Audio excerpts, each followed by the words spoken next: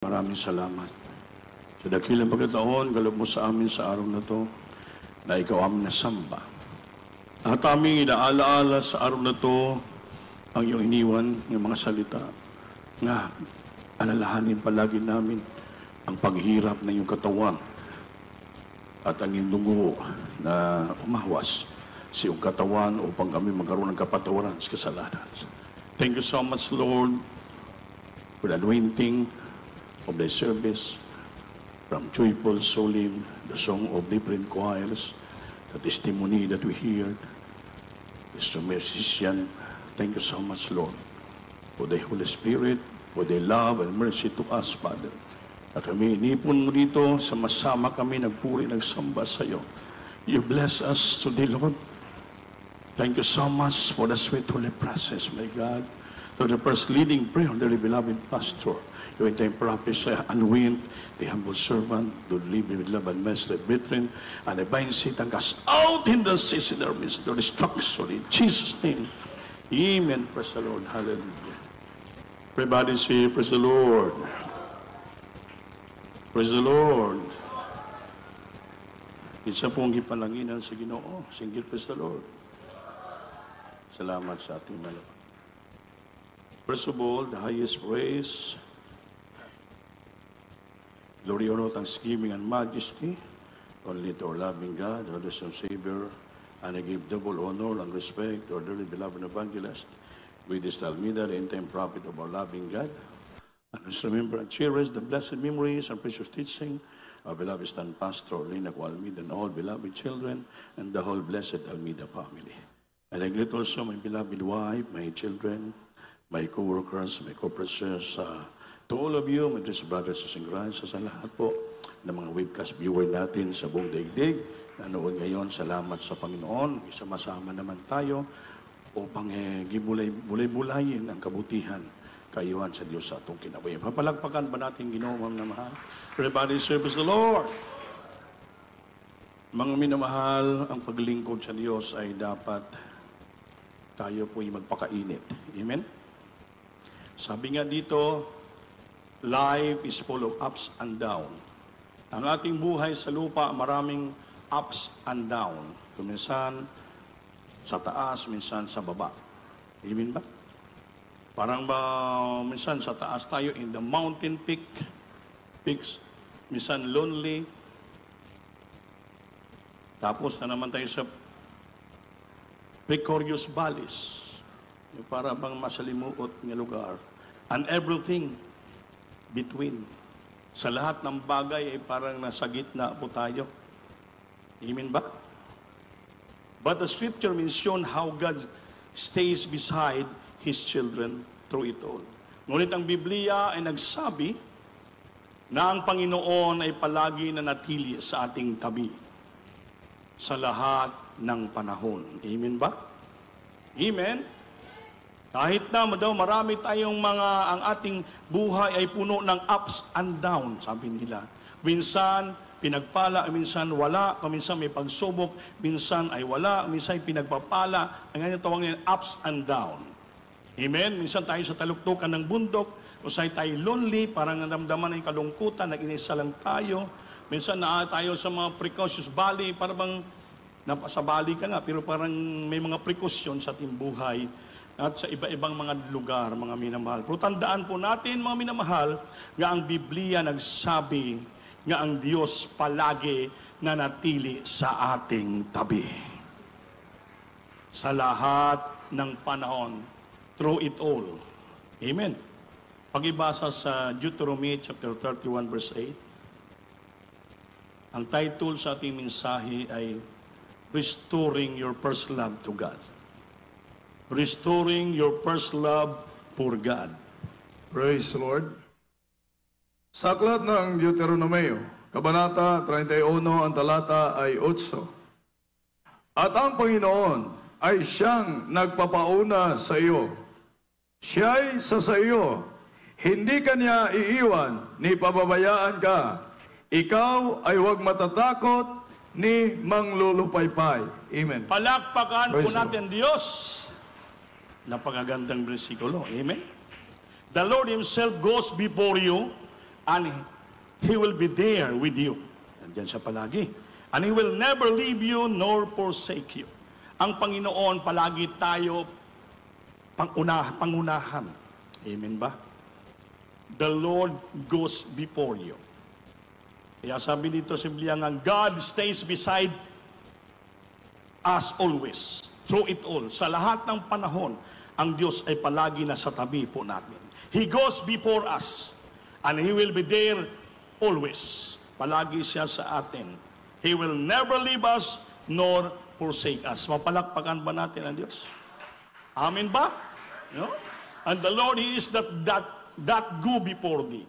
He will be with thee, and He will not fail thee, neither forsake thee. Fear not, neither be dismayed. Hindi daw tayo matakot. Hindi tayo manglulupaypay. Hindi tayo pabayaan ng Diyos. Hindi niya tayo bibiguin. Kaya yung awit na He never fails us. Totoo po yun. Amen? Hindi niya po tayo bibiguin. Hindi niya tayo tatilikuran. Hindi tayo dapat matakot. Hindi tayo maglulupaypay. Kaya ang Diyos, samahan niya po tayo palagi. Hallelujah. Sa ating tabi palagi ang Diyos. Kahit pa dumaranas tayo ng mga ups and down, maraming mga problema sa buhay natin, mga minamahal, panglulupaypay, panglalamig. Minsan may mga problema, hindi natin alam. Minsan we are in the ups and sometimes we are in down. Ngunit mandaan po natin ang pangako ng Diyos, the Lord that go before us. Huwag lang tayo humiwalay sa Diyos. Ang Panginoon hindi humihiwalay sa atin. Amen ba? Sabi niya, no? The Lord Himself goes before you, and He will never leave you, and He will never leave you and forsake you, and He will always be there. Diyan siya palagi. Minsan, tayo lang na tao ang lumalayo sa Diyos. Tayo lang ang lumalayo sa Diyos. Tandaan po natin yan. Amen?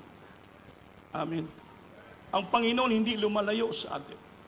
He is always there besides us. He will go before us, and He will never leave us nor forsake us. Huwag tayo dapat matakot o manglulupaybayin. Fear not, neither be dismayed.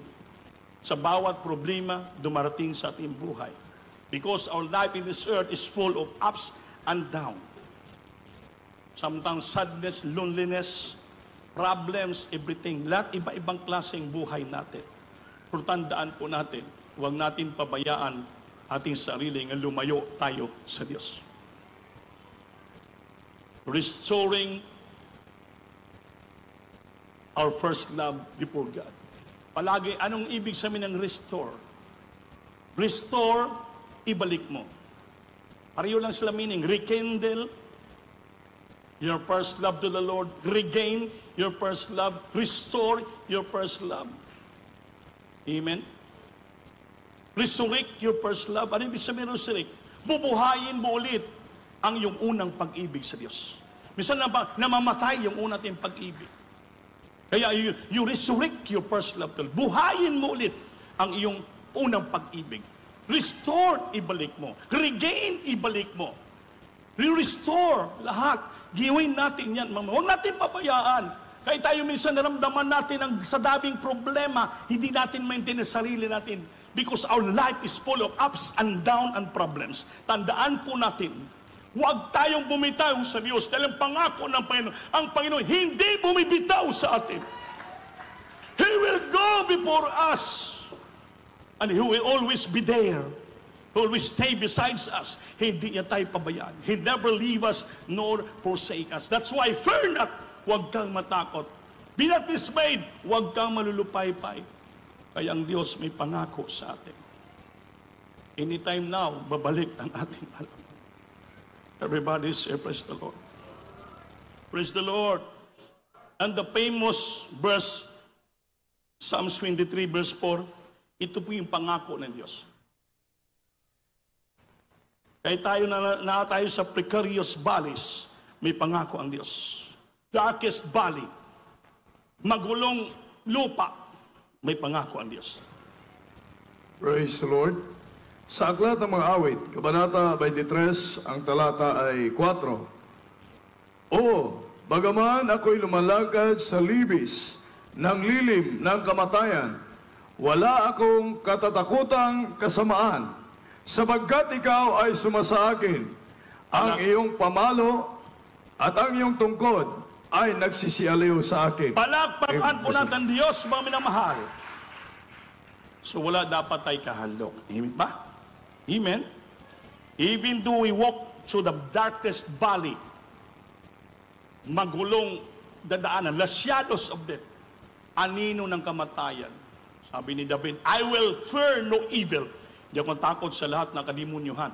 For thou art with me, and Diyos kasama ko. Thy rod and staff, they comfort me. Ang kanyang tungkod, ang kanyang baston, mga minaman, ay ito po'y nag-aaliw sa akin. So in times of sorrows, in times of loneliness, in times of trials, in times of downs sa ating buhay, tandaan po natin, may tungkod ang Diyos na nag-aaliw sa ating mga minamahal. Hindi tayo pabayaan na sabi mo na yan.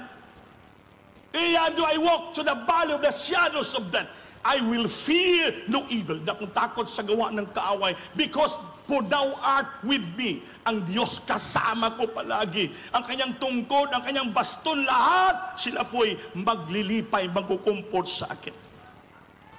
So patuloy lang, huwag lang tayong lalayo sa Diyos. Kaya ang Panginoon hindi lumalayo sa atin. Amen ba? So ibig sabihin, walang problema ang Panginoon. Walang problema ang iglesia. Walang problema yung mga ngangaral. Ang may problema, tayo. Amen ba? Amen. Di walang mga ngaral na sabihin, ipalayo ka sa Diyos. Wala. Walang iglesia nga turuan ka mapalayo ka sa Diyos. Lahat, the purpose of the church is for building, to encourage, to build us in the strong faith of salvation. Lahat. Yung mga preacher, walang plano na paalisin ka.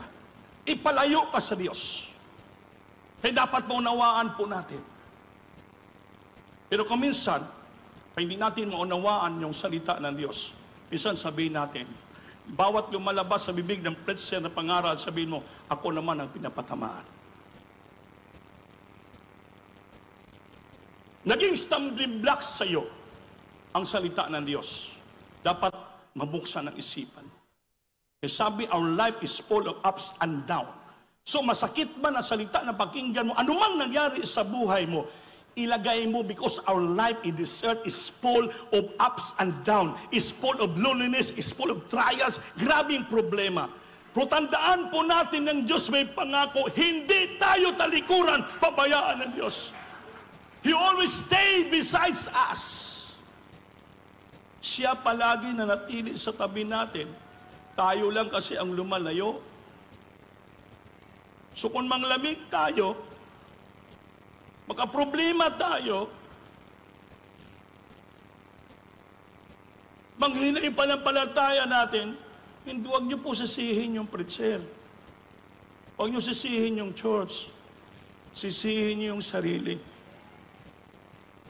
Kaya kailanman may walang pangako, bibitawan ka. Tayo lang ang bumibitaw. Ay, ulitin natin yung resikulo. Kahit tumaan ka pa sa anino ng kabatayan Sabi ng Biblia. Sabi ng Biblia, hindi ako natatakot Kahit sa mga masama, hindi ko natatakot. Dahil ang Diyos kasama ko Ibig sabihin, kahit anong mangyari, saan ka dadaan, shadow of death, kamatayan, problema, hindi ka pabayaan ng Diyos. Tayo lang kasing lumalayo sa Diyos. That's why, minsan, malayong presensya sa atin, wala tayong naramdaman, we losing our first love to the Lord. That's why sa araw na itong mensahe, please, rekindle, regain, restore, resurrect your first love to the Lord. Everybody say, praise the Lord.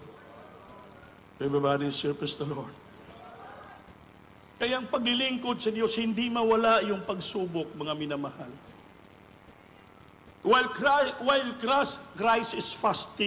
was fasting and praying in the wilderness, before his ministry began, he was tempted thrice by the devil. Tatlong din siya tinukso ng kaaway. But he prevailed. Nanatili siya. Amen ba? Alam niyo ba yun? Sa Matthew chapter 4, verse 1 up to 11, nung nagpasting ang Panginoon ng 40 days, bilang tao yun, bilang tao, as human. While Christ was fasting and praying in the wilderness before His ministry began, He was tempted thrice by the devil, but He prevailed. And that's why, kung ang Panginoon tinukso ni Satanas, how much more kita? Wala niyo mamakiimin. Kung ang Panginoon bilang tao, like us, He fashioned as a man, tao parehas natin. He was tempted by the devil during His fasting and prayer in the wilderness. Pero siya nanatili. How much more kita?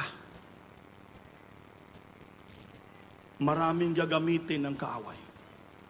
I-mislead ka, i-misinterpret ka ng kaaway. Sometimes gamitin yung kapwa mo Kristiyano. I-mislead ka, ma-misinterpret mo siya. Saan gamitin yung preacher, gamitin yung kapwa mo manggagawa, gamitin yung kapwa mo choir members. Lahat, marami. Kaya mismo ang Panginoon He was tempted by the devil in the wilderness during fasting and praying. Nagpapasting pa siya, nanalangin pa siya, gitukso pa siya. Ay kita, hindi naman kita nagpapasting. Hindi pa kita nalangin ng taimtim. Ay lalo, grabing tukso, problema dumating sa buhay natin. Amen ba? So paano mo na masagang? Kay kulang man ka sa prayer and fasting, kulang ka sa anointing, kulang ka sa relasyon sa Diyos. You're always losing your first love to the Lord. Yung una mong kainitan, una mong gugma, nawala na. Kaya kunting bikilang kung sa Bisaya, matisod ka na, magtampo ka na, magmahay ka na, magluod ka na. Hindi ka naganahan musimba, hindi ka naganahan magpagamit, hindi ka naganahan sumunod sa patakaran sa church. Bakit? You're losing your first love to the Lord. Pero kung unang nakilala mo ang Diyos, grabing first love mo, gaawas-awas. Kasi labong first love mo, kahit marami kang narinig, marami kang nakita, wala kang pakialam. I don't mind what I say. I don't mind what people say about me. I don't care what I heard. Wala akong pakialam. Kahit nanay mo, tatay mo, hindi makapigil sa'yo. Kahit malayo, hindi makapigil. Lalakarin mo ng simbahan. Kahit wala ka pamasahe. Baypit ka. Wednesday, Friday, dito ka. Wala makapigil sa'yo. Dahil gabing first love mo. Buhay na buhay. Nagsisilabo. You on fire serving the Lord. Sa matagal mo ng paglilingkod, grabe pinagpapala ka na. Nakatapos ka na ng grade 6, nakatapos ka na ng high school, nakatapos ka na ng kuliyo, nakapagtrabaho ka na, you are called being a professional. Grabe yung pagpapala mo. Kumplito, may motor ka na, may bisikleta ka na, may scooter ka na, may wheels ka na. Grabe yung pagpapala yon. Naging assistant manager ka na, supervisor ka pa. So, wala ka nang ipangulipas yun sa Bisaya. Dahil lahat na blessing, binigay na ng Diyos sa iyo. So how much more? Bakit pinabayaan mo mawala ang unang pag-ibig mo sa Diyos? From the start of your life, walang-wala ka, zero balance ka. Ngunit nagpakainit ka, wala makadisturbo sa pagpupuri, paglilingkod, pagpasting mo lahat, ginagawa mo yan. Ngayon, nang pinagpapala ka na, dahan-dahan na, pumapasok ang kaaway sa puso mo. Dahil ang demonyo, walang ginagawa. Like how there is Jesus. Imagine, Panginoon na yon. As human, during His fasting and praying, grabe, He was tempted by the devil.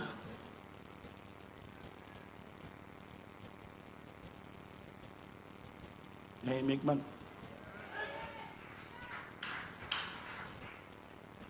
Inukso pa siya. Demonyo.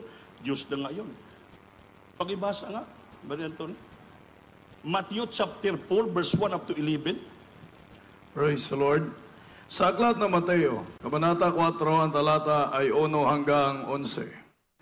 Nang magagayoy, inihatid ng Espiritu Santo si Jesus sa ilang upang siya ay tuksuin ng dyablo. 2. At nang siya ay makapag-ayunong 40 araw at 40 gabi, sa wakas ay nagutom siya. 3. At ang manunukso ay dumating at nagsabi sa kanya, kung ikaw ang anak ng Diyos, ay pag-utos mo na ang mga batong ito ay maging mga tinapay. 4. Datapwat siya ay sumagot at sinabi, nasusulat, hindi sa tinapay lamang mabubuhay ang tao, kundi sa bawat salitang lumalabas sa bibig ng Diyos. 5. Nang magkagayoy, dinala siya ng dyablo sa bayang banal at inilagay siya sa taluktok ng templo. 6. At sa kanya ay sinabi, kung ikaw ang anak ng Diyos, ay magpatihulog ka, sapagkat nasusulat, siya ay magbibilin sa kanyang mga anghel tungkol sa iyo, at aalalayan ka ng kanilang mga kamay, baka matisod ka ng iyong paa sa isang bato. 7. Sinabi sa kanya ni Jesus, nasusulat din naman, huwag mong tutuksoin ang Panginoon mong Diyos. 8. Muling dinala siya ng dyablo sa isang bundok na lubhang mataas, at ipinamala sa kanya ang lahat ng mga kaharian sa sanglibutan, at ang kaluwalhatian nila. 9. At sinabi niya sa kanya, lahat ng mga bagay na ito ay ibibigay ko sa iyo, kung ikaw ay magpabatira pa at sasambahin mo ako. 10. Na magkagayoy, sinabi sa kanya ni Jesus, humayo ka, Satanas, sapagkat nasusulat, sa Panginoon mong Diyos, sasamba ka, at siya lamang ang iyong paglilingkuran. 11. Nang magkagayoy, iniwan siya ng dyablo, at narito, nagsidating ang mga anghel at siya'y pinaglilingkuran. Palakpakan po natin Diyos. Everybody say, praise the Lord. Thrice the devil attempt to tempt our dear Jesus. Sundan niyo itong tatlong bagay. Amen. Tatlong klaseng panunukso ng kaaway itukso sa Kristiyano. Gutom na siya. Kaya minsan operan tayo ng pagkain, maraming alok sa atin. Pantayan po natin ang bawat alok ng sanlibutan sa atin. Baka yan ay patipong lamang ni Satanas. Maraming scammer eh. Amen? Gutom ng Panginoon eh. Diyos ka naman pala. Gawin mong bato tinapay. Anong sabi ng Diyos? Hindi lang tao nabubuhay sa tinapay, kundi sa bawat salita ng Diyos lumalabas ng bibig ng Diyos.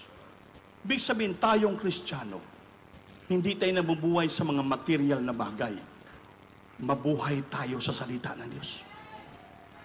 Kaya yakapin mo ang salita ng Diyos. Pakinggan mo yung salita ng Diyos. Ipamuhay mo ang salita ng Diyos. Tanggapin mo ang salita ng Diyos. Kaya diyan tayo nabubuhay. Masakit man hindi, yakapin mo. Pinang nature ng Word of God, martilyo, maso, kutsilyong double blade, tumutusok sa puso, din apoy. Nakakasunog, nakakadurog, itutulisok sa iyo. That is the nature of Word of God. Pero pong tanggapin mo yon, bagamat parang minamartilyo ka, sinusunog at tinuturisok ka, tanggapin mo po yan. Yan po sa dulo, pagalingin ka ng Diyos. Pagpapalain ka. Bakit? Aron maibalik, ma-restore, ma-rekindle, ma-regain, ma-resurrect ang unang pag-ibig mo sa ating mahal na Panginoon. Ang Word of God lang ang mayroong kapangyarihan. Amen ba? Dinala siya sa lahat kabundukan. Anong pinakita sa kanya? Ang kagandahan ng sanlibutan. Tinukso siya. Sinubukan ang kanyang kapangyarihan. Lumukso ka doon. Di ba sinabi, may bersikulo pang demonyo eh. Di ba sabi ng Salmo, and He charged your angels surround you. Di ba sabi yung mga anghel mo, sagipin kanila? May bersikulo di demonyo, bantayin po natin. Amen ba? Amen? Pangatlo, pinakita ang kagandahan ng sanlibutan. Bantayan po natin. Alukin ka ng kagandahan ng buhay sa sanlibutan. Para maingganyo ka. Sila yumaman na ba? Ang yaman na nila. Ang ganda ng mga tahanan nila. Ako dito pa rin ako sa inits eh. Amen? Sila ang gaganda ng mga sasakyan na ako wala. Isang bisikleta wala. Sabi ng demonyo, ibigay ko sa lahat ito sa iyo na kayamanan ng buong daigdig. Lumuhod ka lang sa akin. Anong sabi ng Diyos? Wala ibang sambahin ka at ludhan, kundi ang Diyos lang sa langit. Rinibiyok niya, Jesus, get thee behind Satan. Tandaan po natin. Pag dumating sa iyong panunukso ng kaaway, huwag mo pagbibigyan. Rebukein mo. Get the hands, Satan. Umalis ka sa akin, Satanas. For it is written, thou shalt worship the Lord thy God, and Him only shalt thou serve. Sambahin mo ang Diyos sa langit, at siya lang dapat mong paglingkuran. Wala kita ibang serbisyuan. Wala kita dapat paglingkuran, ang Diyos lamang sa langit. Marami tatlong panunukso ng kaaway. Minsan sa sobrang tukso ng kaaway pati tayo sinapiling natin mabigay. Amen? Kaya inuna mo yung alok sa iyo. May choir member dito, hindi dito pagamit sa station. Sa abroad pa siya. Nung sa abroad pa siya, nagpapadala na tayo subaring dito. Pero, ginagawa niya pa kung, ginagawa niya kung messenger. Wala naman kay kapatiran. Kuya, pwede ba ipadala ko niya sa church, ito, tapos may pabibigyan ako, nagkano kasi ko ng business. Yung magkano lang tayo subaring niya, 8,000, yung padala niya, 26,000. Ako pa nagpadala doon sa Western Union. Okay lang kay kapatiran. Para madagdag daw negosyo niya. Doon pa siya. Ako naman, padala na ako. Kaya muning tao padalhan. Pila-pila pa ako doon sa Western Union dahil siyempre kapatiran siya. Nandiyan-servisyo tayo eh. Amen? Pag-ibig ang Diyos. Kaya para doon makadagdag siya ang business, pag umuwi sa Pilipinas, makadagdag negosyo. Sabi ko, sigurado ka ba? Sigurado ko yan. Marami nang yumaman dito. Ito mo? Yumaman. Pag uwi niya dito, hanggang ngayon, nang message sa gabi, Kuya, babag up prayer na mai-release na nila yung aking balik na pera, incentives ko. Ano kaya, Kuya? Ipatulpo ko? Iyon. Kaya, mag-ingat. Sayang yung pera niya pinagkikitaan sa ibang bansa as domestic helper. Hirap na hirap sa mga amo, halos papatayin siya. Paplansahin yung mga palad niya to earn a living, padala siyang pamilya. Nainganyo siya ng millions. Within 2 months, pagbigay mo, babalik kwarta mo. Nagbigay lang siya ng 20,000, ibalik daw ng 300,000. Ganon din yung sa kapa noon, di ba? Okay daw to, marami nang yumaman. Ngayon, hindi niya na makontak, sabi, nagbago ang management, nagbagong kumpanya, wala na. Mag-ingat kayo. Isa yan sa panunukso ni Satanas. That's what the Bible say. Mag-ingat. Pinakita ni Satanas ang kayamanan ng buong daigdig. Yung ambisyon sa buong daigdig. Lahat, material, financial, ibigay. Sambahin mo lang ang demonyo. Ito talagang Biblia. The love of money is the root of all evil. Ang pag-ibig sa pera sa salapi, ugat ng lahat na kademonyuhan. Iba-ibang klaseng demonyo ang trick para lang mahulog ka sa pera. Nasa Biblia nakasulat. Amen? Amen. Kaya mag-ingat po tayo, mga minamahal. By that means, mawala ang ating unang pag-ibig sa Diyos. Di, puri siya, sumasamba. Hindi niya naman ang presensya. Bakit? Ang iniisip niya, yung pera kong ibabalik. Lord, hikapa yung yung taong pinadalhan ko ng pera para may balik yung pera ko. Wala na akong kapira-pera, wala na akong puhunan, Lord.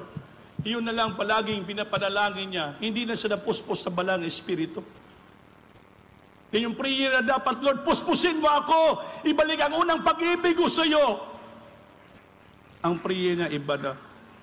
Ibalik yung pera ko, Lord. Hipuin mo yung mga taong inimbisan ko. Nag-imbis ako ng pera. Wala na. So you're losing your first love because you love material things. Nagpatukso ka sa kaaway. Tandaan po natin, mga minamahal. Mag-ingat po tayo sa lahat ng kapatiran. Mag-ingat po tayo. Gagamitin ni Satanas yung mga bagay sa material, our needs, tinapay para mabusog ka. Amen?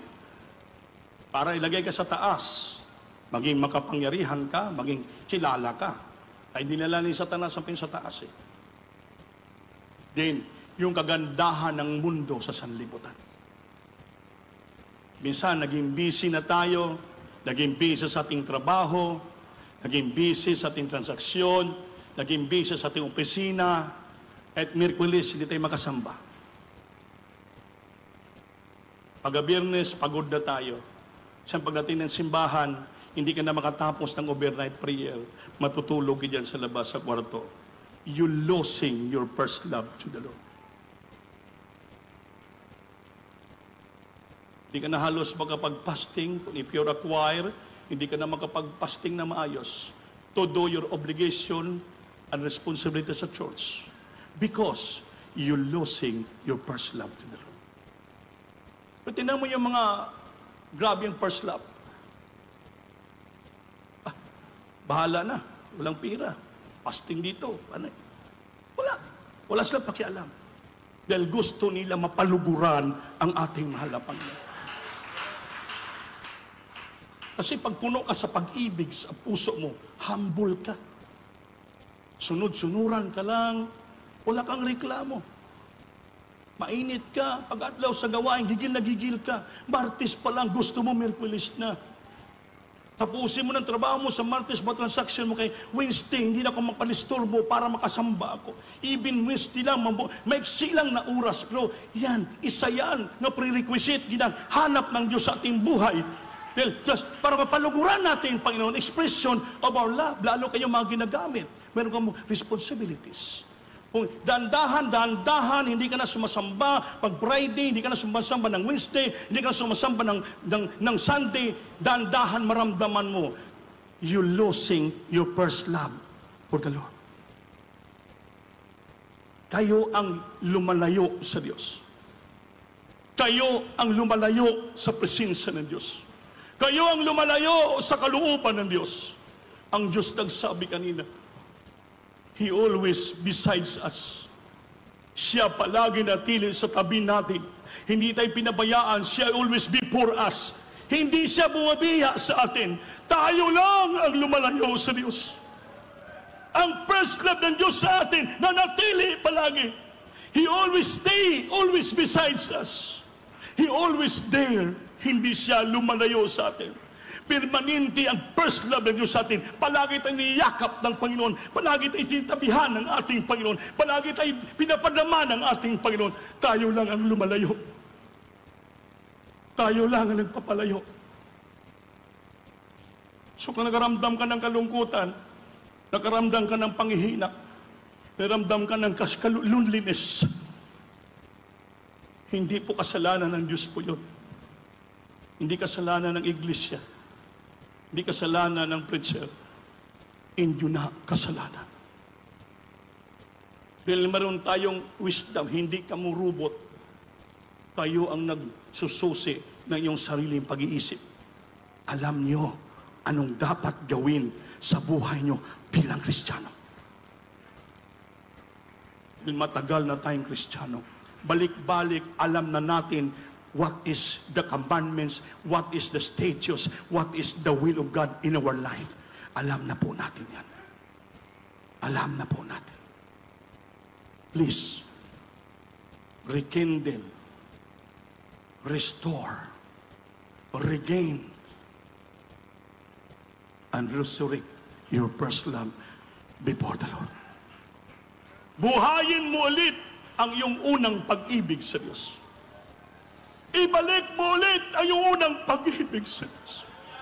Ang unang mong kasiyahan, paano mo maibalik? Pag-ibasa, beloved Brother Anthony, Revelation chapter 2, verse 4 and 5. Retrace your steps to the Lord. I-retrace mo. Pag-ibasa. Revelation chapter 2, verse 4 and 5. Praise the Lord. Sa aklat ng Apokalipsis, Kabanata 2, ang talata ay 4 hanggang 5. Ngunit mayroon akong laban sa iyo, na iyong iniwan ang iyong unang pag-ibig.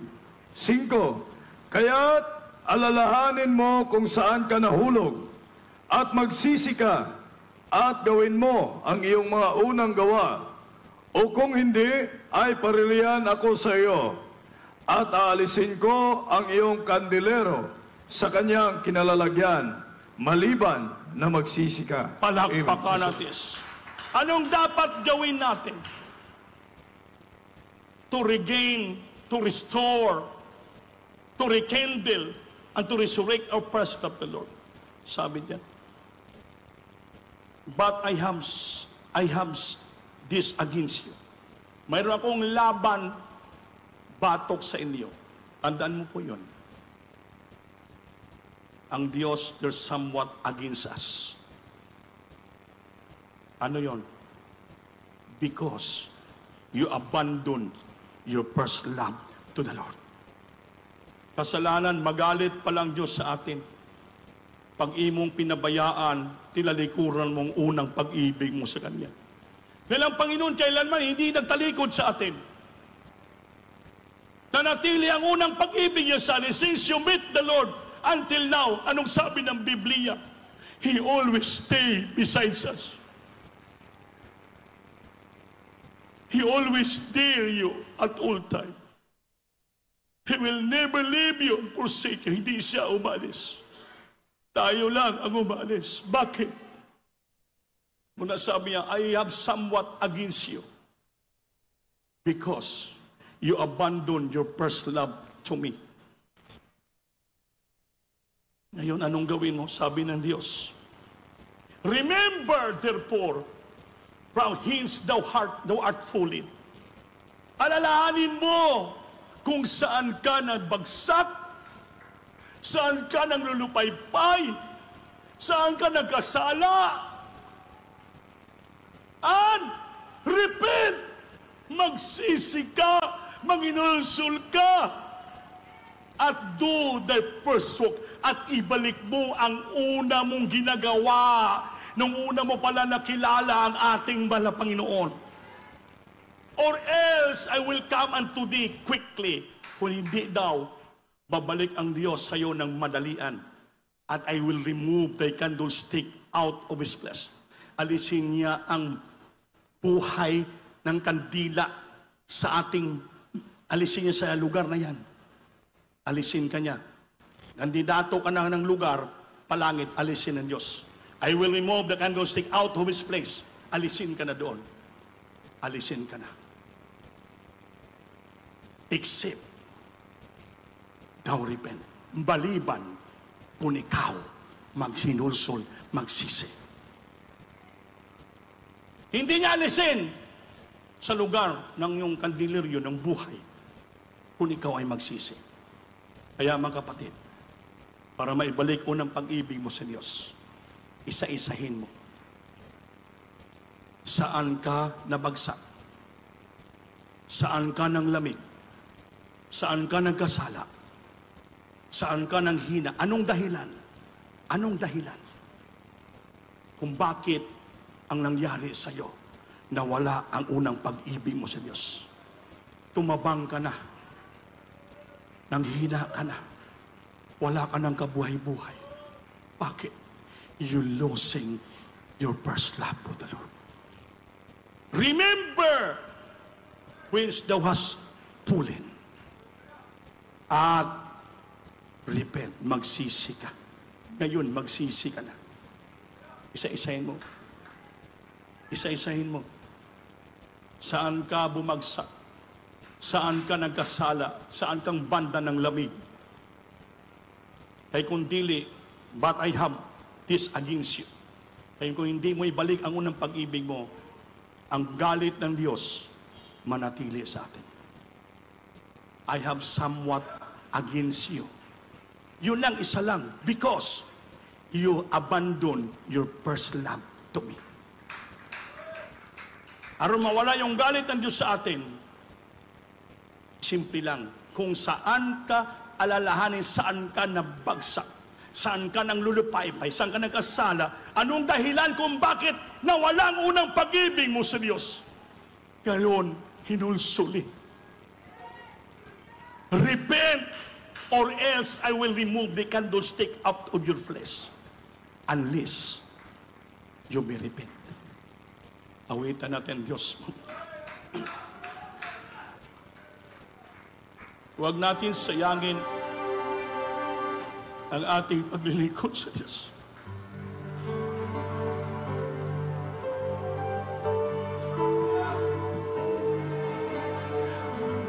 Ang Diyos nagbigay na ng utos sa atin. When I talk to you, I know you listen.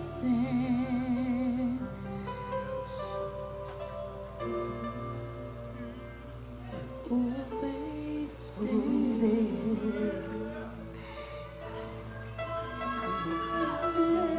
Lord, I feel your comfort. So I know Sabi ng Biblia, to you. remember his that was fallen and repent. Pagsisihan mo.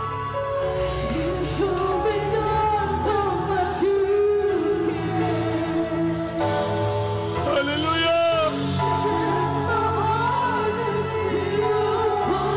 Regain your first love to the Lord. Restore your first love to the Lord. Ibalik ang una mong mga ginagawa.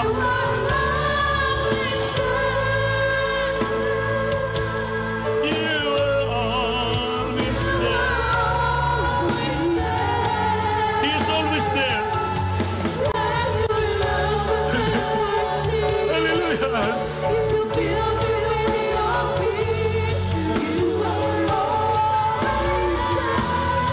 Jesus. He is always there.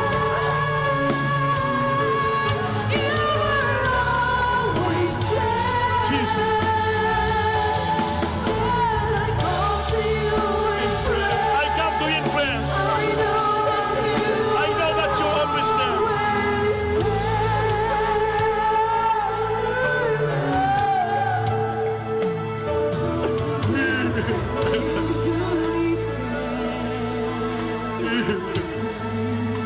Bigayin mong puso. Buka kasing-kasing.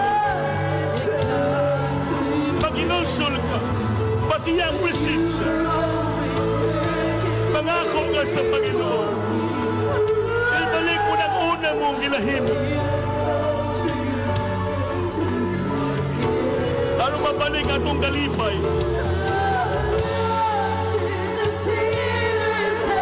Dahil may batok ang Diyos sa ato. Pag di ta pag-ibalik ang atong unang gugma. Di ta magpasagan. Di ta papaya atong gawgalingon. Mapalayo kita sa presensya sa Diyos. Manigabot sa magsubig ka. Mapatawad kita ng Diyos.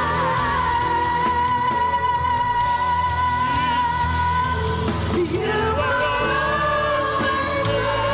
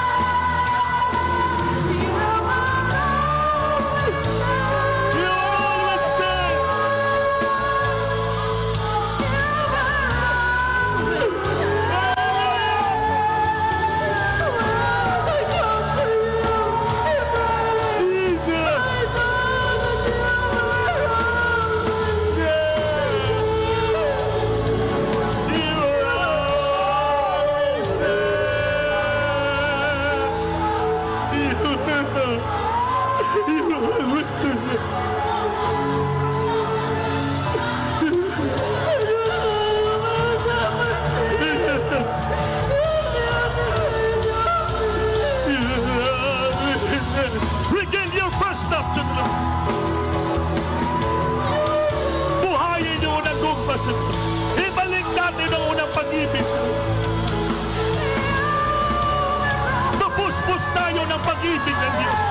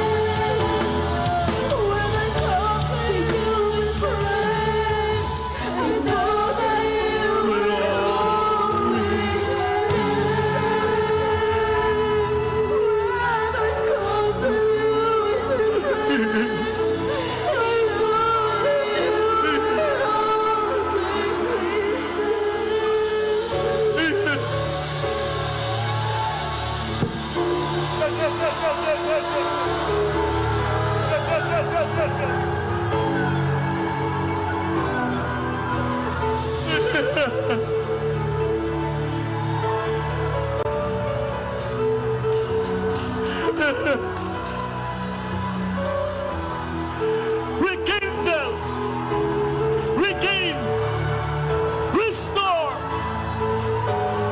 resurrect your past love for the Lord. Kung saan tayo nalbagsak, nagkasala, dahilan na palayo tayo sa Diyos, magsisihan po natin. Ibalik natin ang una nating ginagawa sa Diyos.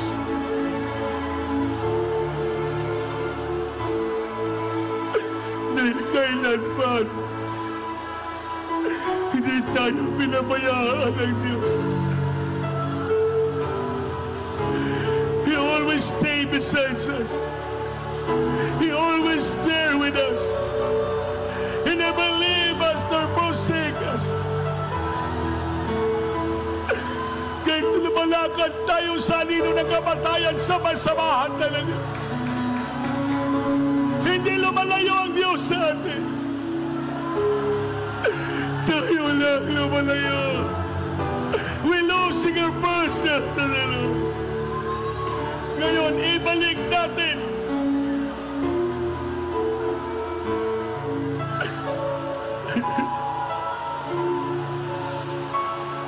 kung saan tayo nabagsak, saan tayo nadapa, saan tayo nagkasala, nagkamali, upang mawala ang galit ng Diyos sa atin. Pagsisihan po natin sa mga oras na ito at ibalik natin ang ating unang ginagawa nung bago pa natin nakilala ang Diyos. Yung kasiglahan, kasiyahan, kagalakan, kasigasigan na paglilingkod. Sunod-sunuran. Beyond pansili, magpakainit tayo. Yan ang gusto ng Panginoon. Hallelujah. Singgit, hallelujah.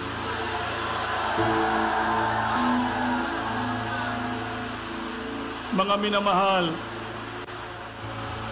napakabait ng ating Panginoon. Ayaw ng Panginoon na tayo mapalayo sa Kanya. Kaya siya ayaw niyang lumayo sa atin. Hallelujah! Kahit marami pang ups and down sa buhay natin, kailanman hindi tayo binibitawan ng Diyos.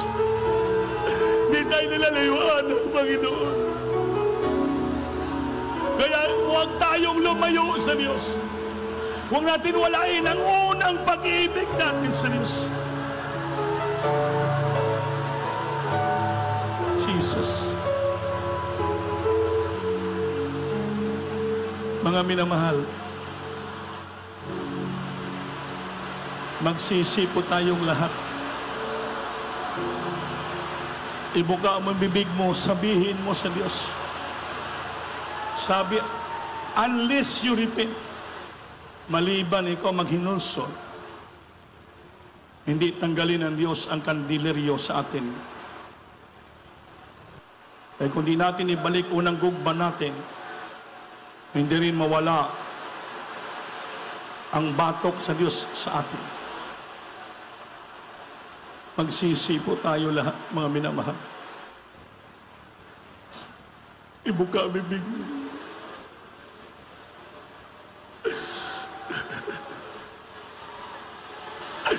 Lord, patawarin mo kami, Lord, sa aming malaking mga pagkakasala.